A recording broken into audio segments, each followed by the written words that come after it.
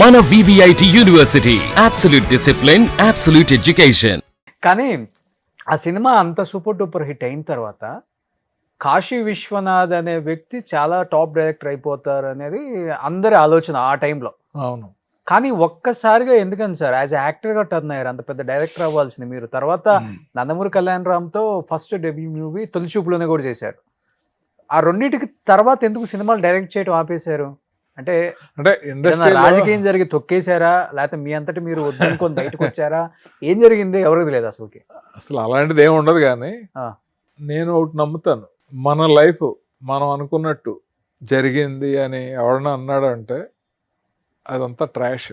మన ఫ్యూచర్ కానీ మన లైఫ్ కానీ రఫ్గానే ప్లాన్ చేసుకుంటాం. ఓకే, లాంగ్ రన్ అంతా it's a God design. Of course డబ్బు ఉంటే లాంగ్ రన్ ఉంటుంది. ఏముంది అక్కడ?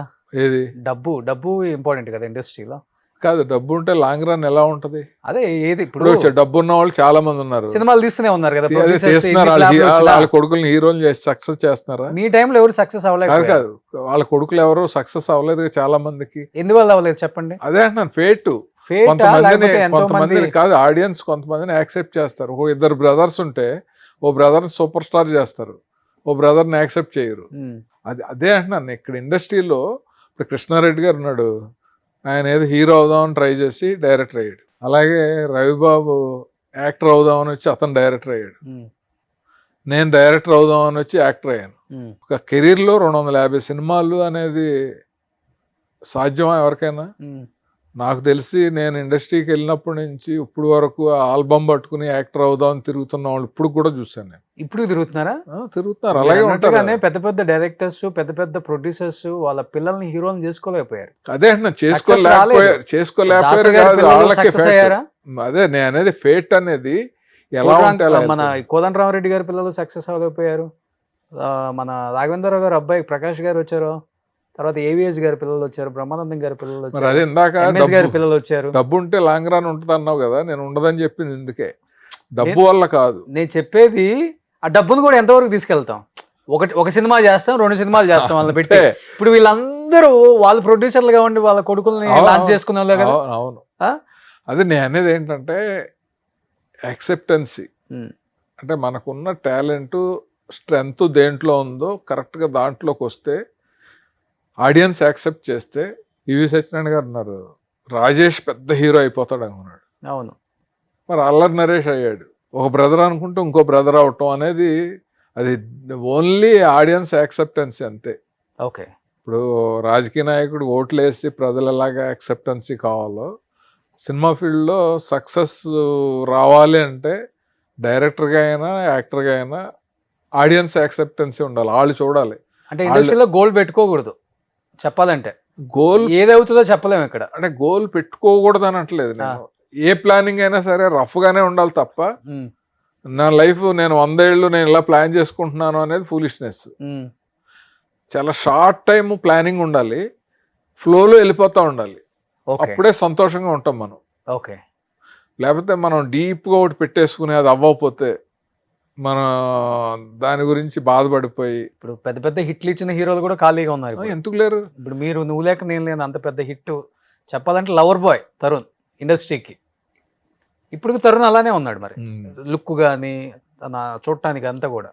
కానీ సినిమాలు ఎందుకు చేయట్లేదు అంటే అదే ఇక్కడ రావటం అనేది ఒక టైంలో అది కూడా ఒక టైం ఉంటుంది ప్రతి వాళ్ళకి. ఆ టైంలో ఎక్కడ పెట్టాలో అక్కడ పెడతారు, తర్వాత పట్టించుకోరు.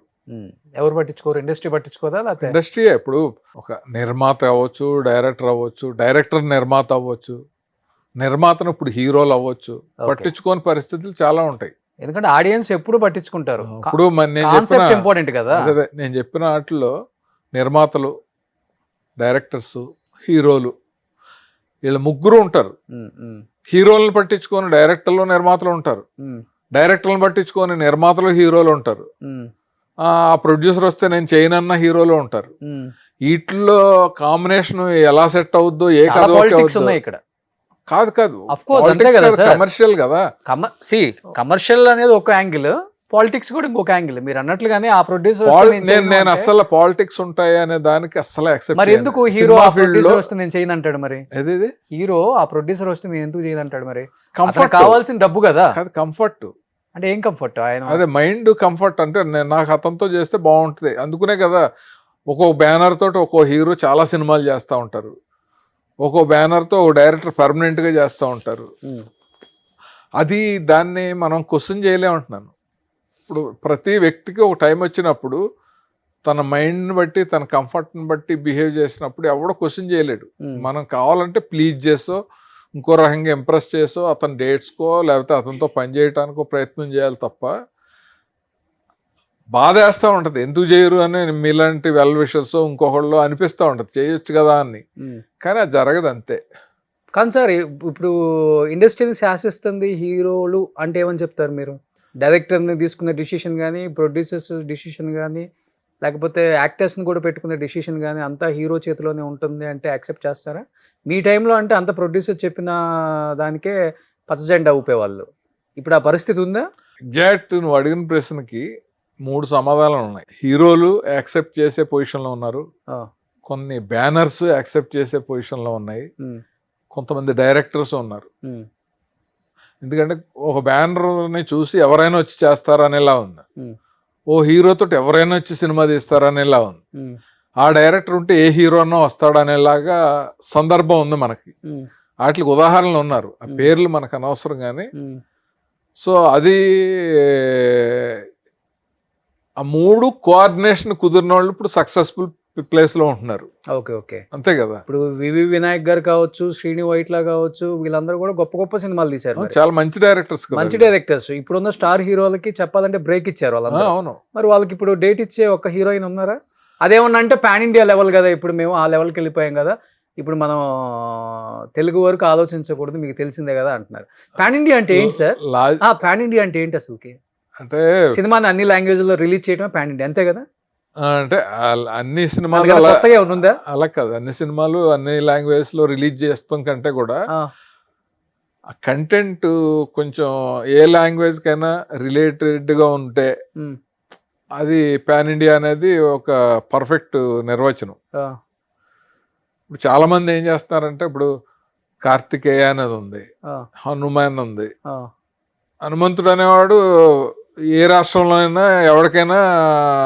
దేవుడే కదా దాంట్లో కృష్ణుడు ఇలాంటి సినిమాలు కూడా పాన్ ఇండియా లెవెల్కి వచ్చేసినాయి కదా ఈ చిన్న సినిమాలైనా కూడా ఇప్పుడు బాహుబలి త్రిబుల్ కల్కి ఇలాంటివి అనేవి వాటి హ్యూజ్ మార్కెట్ ఉంది ఇవి కూడా వచ్చినాయి ఏంటంటే కాన్సెప్ట్ని బట్టి మార్కెటింగ్ చేసుకున్నారు అంతే హ్యూజ్ మార్కెట్ ఏం లేదు అంతే ఇప్పుడు కథ అనేది యాజ్ ఇట్ ఈజ్ ఇప్పుడు పాత రోజుల్లో మీరు ఎన్టీఆర్ గారు ఏఎన్ఆర్ గారు తీసిన పౌరాణిక చిత్రాలు కదా ఇవన్నీ కాకపోతే అప్పుడు రిలీజ్ అవ్వలేదు అన్ని లాంగ్వేజెస్లో ఈ రోజు రిలీజ్ అవుతుంది అంతే కదా సార్ ఇప్పుడు అదే ఫెసిలిటీ ఉంది తర్వాత